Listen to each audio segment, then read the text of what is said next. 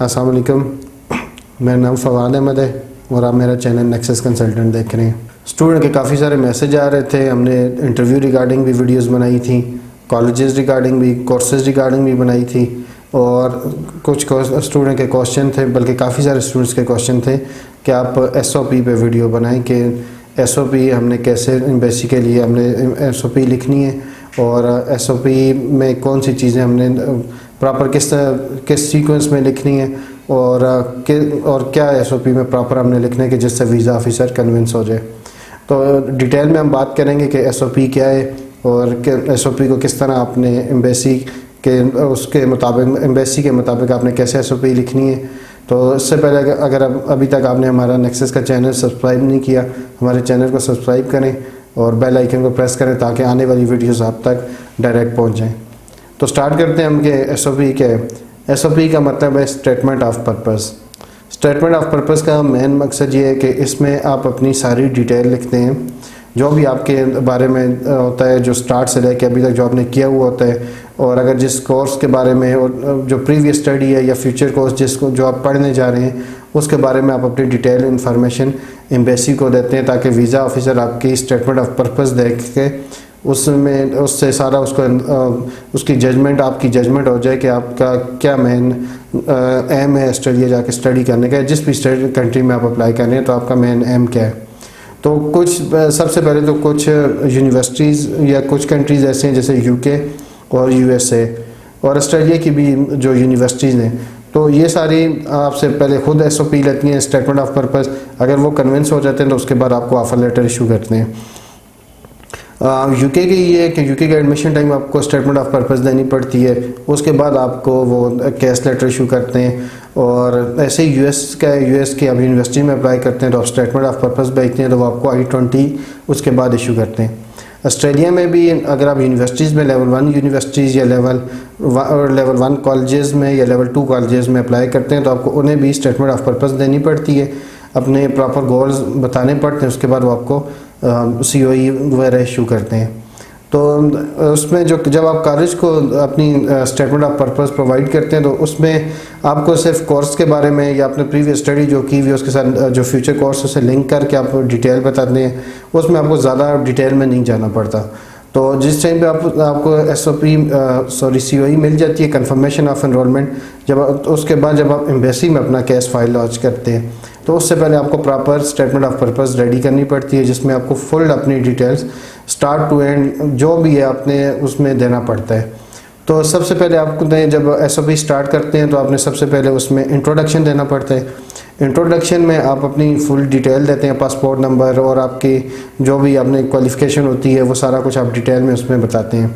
Introduction के बाद आप अपना फैमिली बैकग्राउंड, अब इस तरह है कि आप डायरेक्ट भी सारी एक ही उसमें विदाउट हेडिंग्स भी SOP लिख सकते हैं, पर अगर आप अच्छी SOP लिखना चाहते हैं तो आप प्रॉपर हेडिंग्स के साथ SOP लिखें, हर एक पॉइंट की आप हेडिंग दें और उसके बाद उसमें उसको डिटेल में जस्टिफाई करें।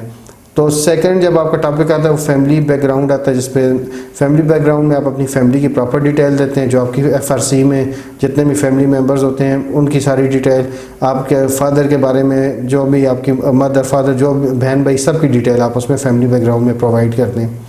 तो फैमिली बैकग्राउंड के बाद जब आप थर्ड उस टॉपिक आपका आ जाता है वाई यू चूज़ ऑस्ट्रेलिया, और ऑस्ट्रेलिया के आप बताते हैं डिटेल में। उसमें यह है कि आप ऑस्ट्रेलिया को कंपैरिजन कर लेते हैं, ऑस्ट्रेलिया या UK जो भी जिस कंट्री की भी आप लिख रहे हैं। तो अभी हम ऑस्ट्रेलिया का अगर आप कर रहे हैं तो अप्लाई, तो आप ऑस्ट्रेलिया को कंपैरिजन करेंगे UK और USA के साथ, UK USA कनाडा के साथ।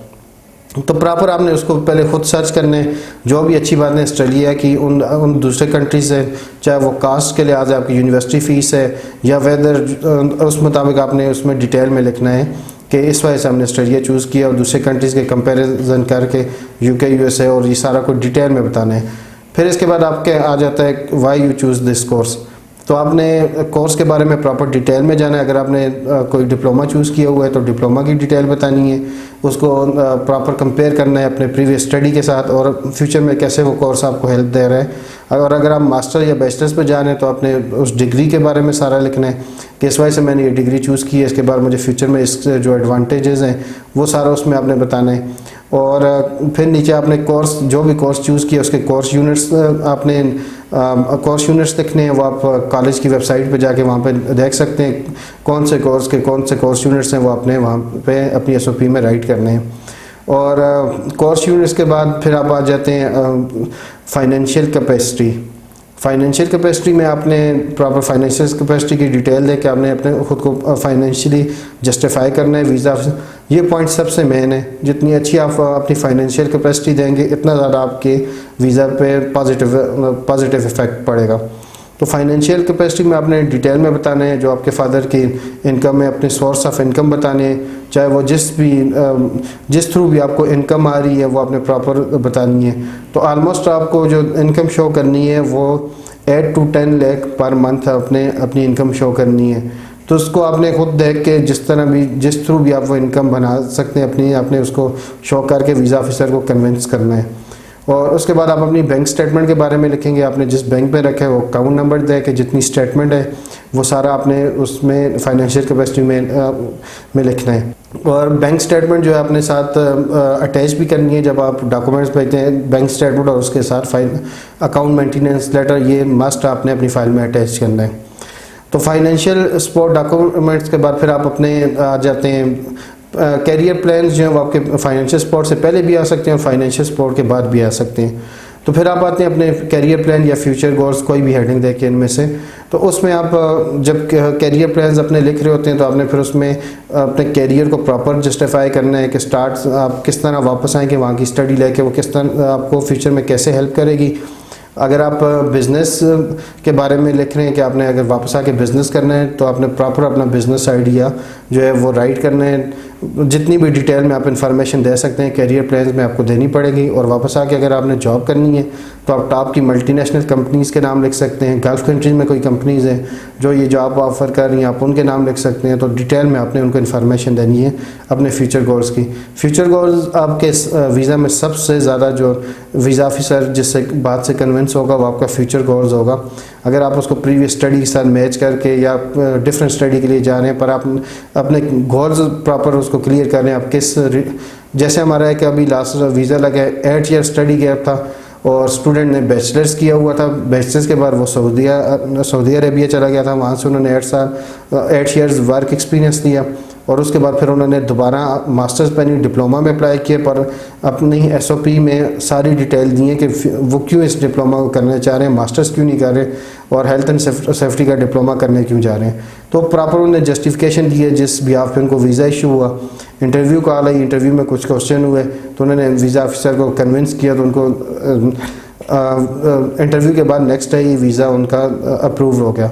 तो इसी तरह कि आप कैरियर प्लान में प्रॉपर अपने गोल्स बताएं। वापस आके अगर आपने बिज़नेस करना है तो आप बिज़नेस आइडिया उसको दें वीज़ा ऑफिसर को, सारा अपना बिज़नेस आइडिया प्रोवाइड करें। अगर आपने कोई लैंड वगैरह ली हुई है किसी जगह पे आप वो बताएं कि इधर आके हम लोग ये बिज़नेस करना चाह रहे हैं, या आपका कोई फैमिली बिज़नेस है आप उसी बिज़नेस को आगे लेके जाना चाह रहे हैं तो आप उस रिगार्डिंग अपना सारा आइडिया दें। और फिर अगर आपने जॉब का शो करने के वापस आके आपको पहले तो आप कोशिश करें कि अगर आप जॉब ऑफर लेटर अरेंज कर सकते हैं तो वेल एंड गुड है। अगर आप जॉब ऑफर लेटर नहीं अरेंज कर सकते तो फिर आप किसी अच्छी कंपनीज़ के जो भी 5-6 कंपनीज़ है टॉप की उनके नाम बताएं कि इसमें हमें इन पोजीशन पे जॉब मिल सकती है। फिर इसके बाद आपका नेक्स्ट टॉपिक आ जाता है इमिग्रेशन हिस्ट्री। अगर इमिग्रेशन हिस्ट्री में आप पहले किसी कंट्री से रिफ्यूज़ हुए हैं आपने वो लिखना है, या आपने किसी कंट्री का पहले विज़िट किया हुआ है आपने वो सारी डिटेल प्रोवाइड करनी है। और अगर आप नहीं गए हुए तो आपने कोई डिटेल नहीं देनी है, आपने ये लिख लेना है कि मेरा फ़र्स्ट टाइम है कि मैं स्टडी के लिए अप्लाई कर रहा हूँ। तो इमिग्रेशन हिस्ट्री के बाद फिर आपके लास्ट में आ जाता है फाइनल वर्ड्स। और फाइनल वर्ड्स में आपने डिटेल में वीज़ा ऑफिसर को बताना है कि मुझे सारे रूल्स एंड रेगुलेशन जो है मैं वहाँ जाके ओबे करूँगा, मुझे सारे रूल्स एंड रेगुलेशन पता है, स्टडी कितने टाइम वर्क आवर्स कितने हैं वो सारा आपने लिखना है, कितने टाइम आपको वीक में वर्क अलाउ है, कितने टाइम की क्लासेस आपने वीक में लेनी है और ये सारी डिटेल आपने उसको देनी है। फिर आपने अपने कंट्री के साथ अपने स्ट्रॉन्ग टाई शो करने हैं, फैमिली के भी, और साथ में आप अपनी कोई जॉब या बिज़नेस रिगार्डिंग आपने सारा शो करना है। आपने फाइनेंशियल अपनी कैपेसिटी शो करनी है कि जो मैं हमारा फैमिली बिज़नेस है और जो जितनी भी फैमिली प्रॉपर्टी है उसमें मेरा स्ट्रॉन्ग शेयर है, तो इस वजह से मैं वापस आऊँगा अपने होम कंट्री। और क्लियर करना है वीज़ा ऑफिसर को कि जो भी आपके गोल्स हैं या आपके अपने कंट्री के साथ टाइज़ हैं वो प्रॉपर उसको जस्टिफाई करने हैं। तो अब इस वीडियो से आपको काफ़ी सारी इन्फॉर्मेशन मिली होगी। फिर भी आपको रिगार्डिंग SOP कोई क्वेश्चन हो तो आप कमेंट सेक्शन में कमेंट करें, हम उस पर भी वीडियो बनाएंगे। थैंक यू, अल्लाह हाफिज़।